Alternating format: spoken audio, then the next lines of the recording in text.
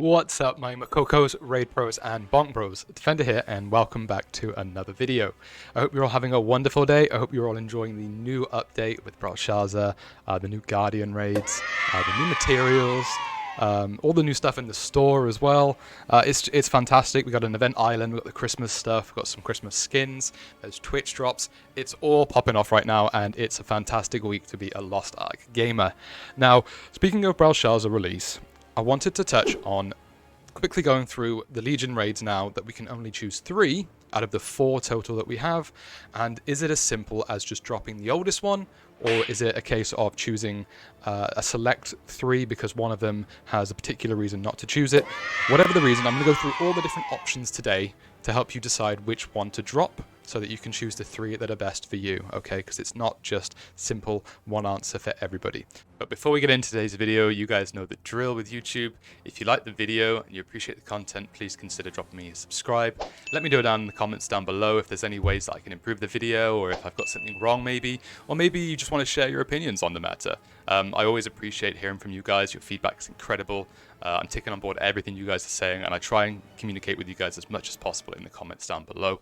And so yeah, if you like the content, please consider doing any of those. I'd really appreciate your support.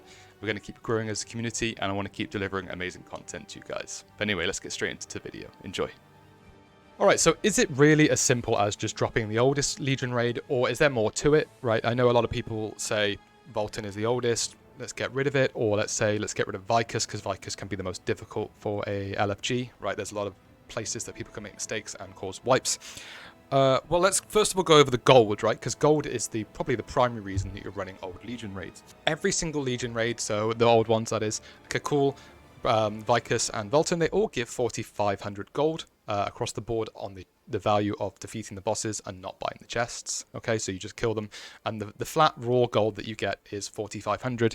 Brelshaza, of course, is a obvious must if you are eye level, because you're getting more than just the gold, even from the first 2 gates. The first 2 gates notably gives you the same amount of gold as a full clear of each of the other raids. So even just doing the first 2 gates on an alt or main is worth it more than doing any of the other raids, because the gold is already the same, and you're getting new materials and also the new horns to help you buy the new armor. So Brelshaza instantly is an absolute must, right? You are going to do Brelshaza if you can. I mean, who wouldn't anyway? A new raid, a new phenomenal experience, by far and away the best raid we have to date. I can't stress enough how much I'm enjoying it. I'm not even through it fully yet. We're only on gate 4 out of the 6, doing blind prog, completely learning it from scratch. No spoilers, no guides, no nothing, and we're about 4 hours in, 5 hours in, and having a phenomenal time. I don't even care how many times I've died. The fights are incredible, and you will not regret doing even just gate 1 and 2, even if it takes twice, 3 times, 4 times as long as the other ones, okay? Because you're going to get the new currency to buy the new armor, and also you're going to get this other currency, which is going to let you go to a vendor and buy specific honing gear, and also a few other extra goodies. Similar to Clown, okay? Clown gives you the Mayhem marks.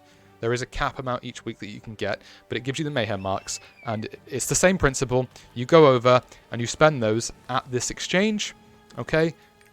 And it's going to give you a bunch of goodies. So you got the new tier 3 honing materials, shards, hope amulets, which are fantastic for a new character, and then you have cards, relic, you have the new emotes, everything. So this is all the value as well, okay? Not just the gold value and the materials value, but all of this extra value here.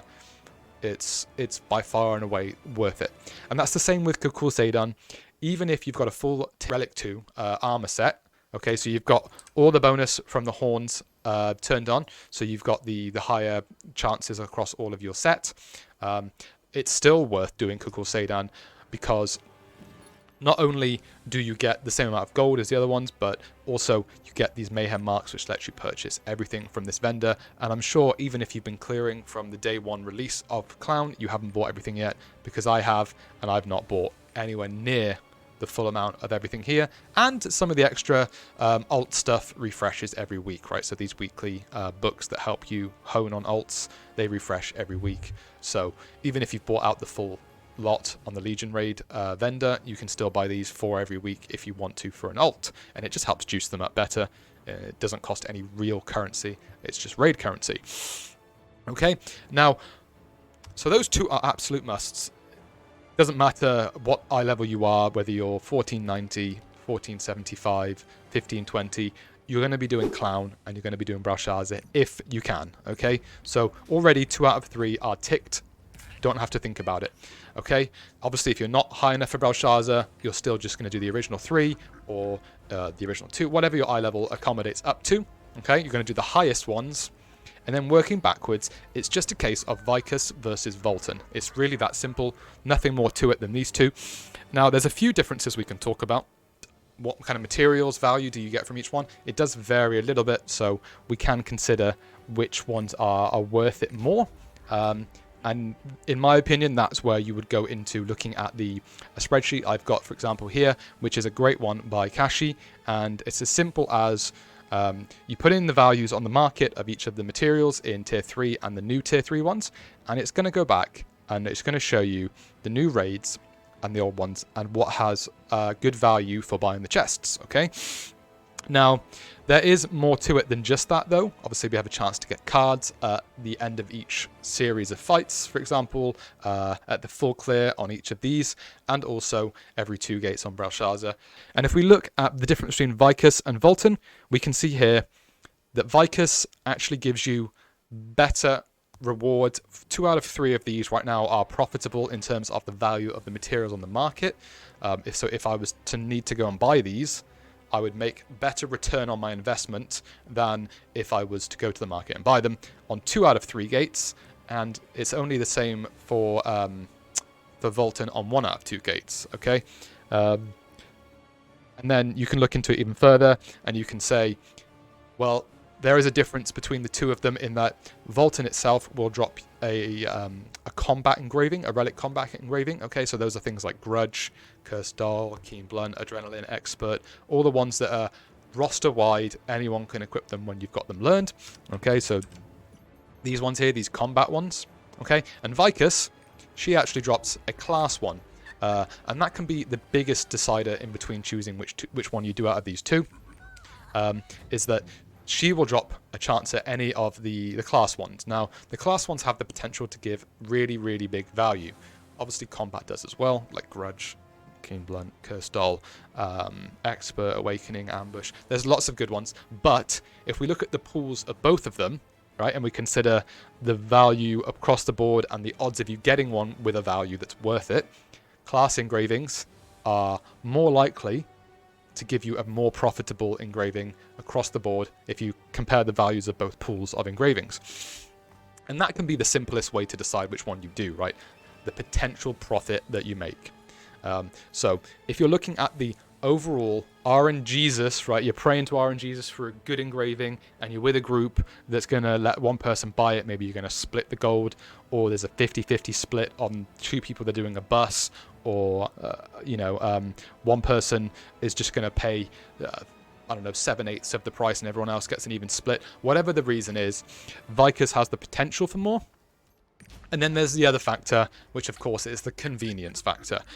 When we're talking about convenience, right by now, if you're used to Clown, Brelshaza, all of these raids on farm, convenience factor, you know the truth is, Vicus can be tougher, less forgiving on a group than Volten. And that's just the truth of it on hard mode, at least, right? Because you can't time stop all the mechanics that people mess up.